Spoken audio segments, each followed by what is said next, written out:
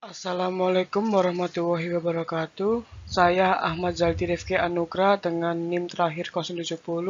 Kali ini saya akan menjelaskan tentang standarisasi jaringan komputer.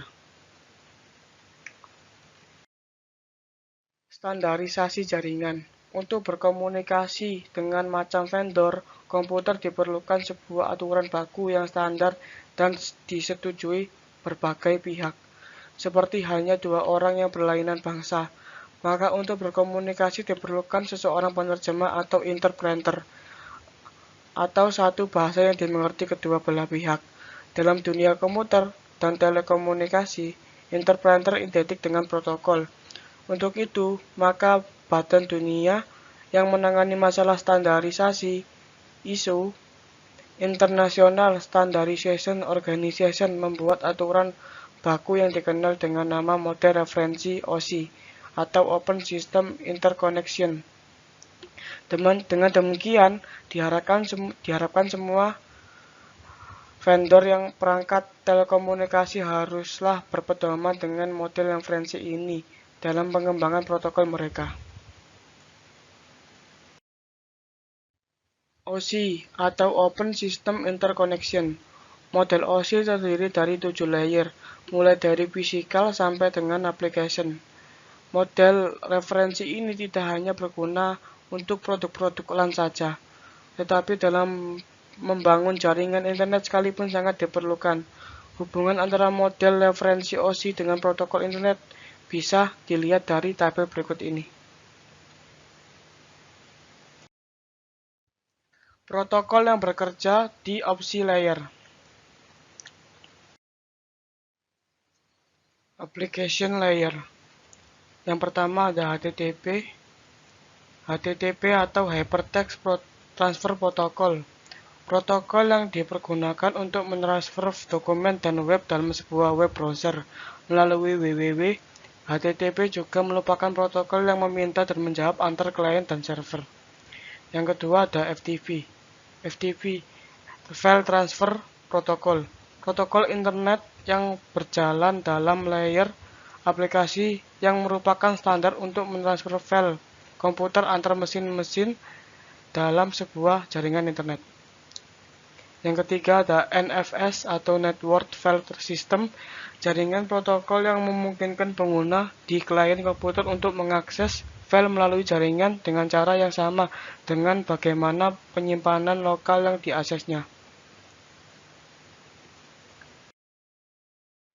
Yang keempat, DNS, Domain Name System, protokol yang digunakan untuk memberikan suatu nama domain pada sebuah alamat IP agar lebih mudah diingat. Yang kelima ada POP3 atau Post Office Protocol, protokol yang digunakan untuk mengambil mail dari suatu mail transfer agent yang akhirnya mail tersebut akan didownload ke dalam jaringan lokal. Yang keenam ada MIME atau Multipurpose Internet Mail Extension, protokol yang digunakan untuk mengirim file binari dalam bentuk teks. Yang ketujuh adalah SMB atau Server Message Block, protokol yang digunakan untuk mentransfer server file ke DOS dan Windows. Yang ke-8 ada NNTP atau Network News Transfer Protocol, protokol yang digunakan untuk menerima dan mengirim newsgroup. Yang ke-9 ada DHCP atau Dynamic Configuration Protocol, layanan yang memberikan nomor IP kepada komputer yang memintanya secara otomatis. Selanjutnya adalah presentasi layer. Yang pertama adalah Telnet atau protokol yang digunakan untuk akses remote masuk ke suatu host data berjalan secara line text. Yang kedua ada SMTP atau Simple Mail Transfer Protocol, salah satu protokol yang biasa digunakan untuk pengiriman email di internet atau untuk mengirim data dari komputer pengirim email ke server email penerima. Yang ketiga ada SNMP atau Simple Network Management Protocol, protokol yang digunakan dalam suatu manajemen jaringan. Selanjutnya adalah session layer. Yang pertama adalah NetBIOS, protokol yang digunakan untuk akses remote masuk ke suatu host data berjalan secara line text. Yang kedua, NetBEUI atau NetBIOS Extended User Interface, berfungsi sama dengan NetBIOS, hanya sedikit dikembangkan lagi dengan menambahkan fungsi yang memungkinkan bekerja dengan beragam perangkat keras dan perangkat lunak. Yang ketiga, ADSP atau AppleTalk Data Stream Protocol. Berfungsi protokol ini memantau aliran data di antara dua komputer dan untuk memeriksa aliran data tersebut tidak terputus. Yang keempat, PAP atau Printer Access Protocol. Berfungsi printer PostScript untuk akses pada jaringan AppleTalk dan untuk mengendalikan bagaimana pola komunikasi antar node. Yang kelima, SPDU, berfungsi mendukung hubungan antara dua session service user. Selanjutnya adalah transport layer. Yang pertama adalah TCP atau Transmission Control Protocol, protokol yang menyediakan layanan penuh pada lapisan transport untuk aplikasi. Yang kedua, UDP atau User Datagram Protocol, protokol connectorless dan process-to-process yang hanya menambahkan alamat port, checksum error control, dan panjang informasi data pada layer di atasnya.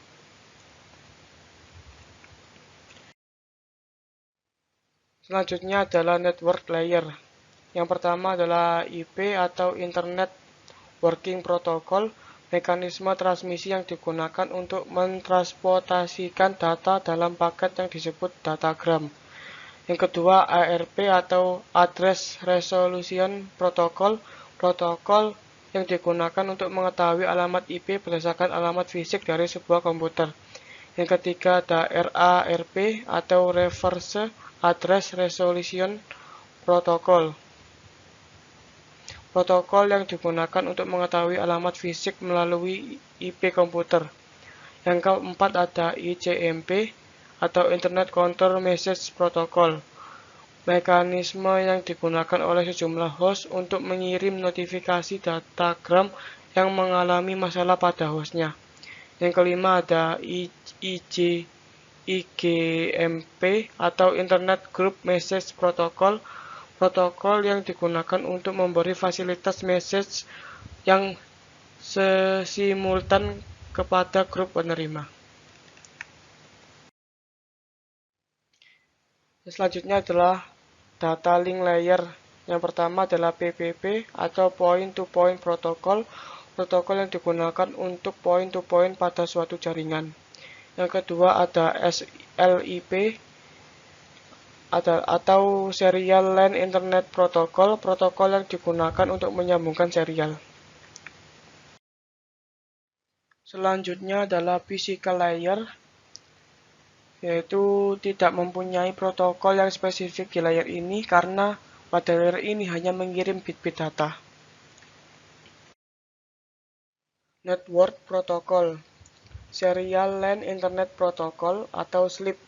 SLIP merupakan protokol yang memungkinkan pemindahan data IP melalui saluran telepon. Simple Mail Transfer Protocol atau SMTP, protokol yang umum digunakan untuk mengirim email. Protokol ini digunakan untuk mengirimkan data dari komputer pengirim email ke server email penerima. Hypertext Transfer Protocol atau HTTP, protokol yang digunakan oleh World Wide Web atau WWW. HTTP mendefinisikan bagaimana suatu pesan bisa diformat dan dikirimkan dari server ke klien. Telecommunication Network atau Telnet, protokol jaringan yang digunakan di koneksi internet atau Local Area Network. File Transfer Protocol atau FTP, protokol internet yang berjalan di dalam lapisan aplikasi yang merupakan standar untuk pentransferan file komputer antar mesin-mesin dalam sebuah internetwork. Lagrange Directory Access Protocol atau LDAP, protokol perangkat lunak untuk memungkinkan semua orang mencari resource organisasi, perorangan, dan lainnya, seperti file atau printer di dalam jaringan baik di internet atau di intranet. Secure Socket Layer atau SSL. Protokol jaringan yang paling banyak digunakan untuk enkripsi.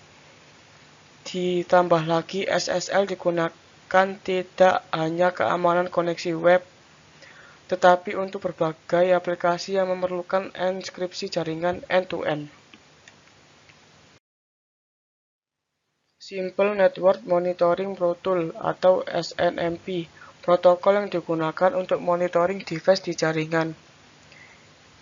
Secure Shell atau SSH, protokol jaringan yang memungkinkan pertukaran data secara aman antara dua komputer. Post Office Protocol version 3 atau POP3, protokol yang digunakan untuk mengambil email dari email server. Internet Message Access Protocol atau IMAP, protokol standar untuk mengakses atau mengambil email dari server. Internet Control Message Protocol atau ICMP. ICMP utamanya digunakan untuk sistem operasi komputer jaringan untuk mengambil pesan kesalahan yang menyatakan sebagai contoh bahwa komputer tujuan tidak bisa dijangkau. Point-to-point Protocol, protokol enkapsulasi paket jaringan yang banyak digunakan pada Wide Area Network atau WAN. Domain Name System atau DNS, Distributed Database System yang digunakan untuk mencari nama komputer atau name resolution di jaringan yang menggunakan TCP atau IP atau Transmission Control Protocol atau Internet Protocol. HTTPS, versi aman dari HTTP, protokol komunikasi dari World Wide Web.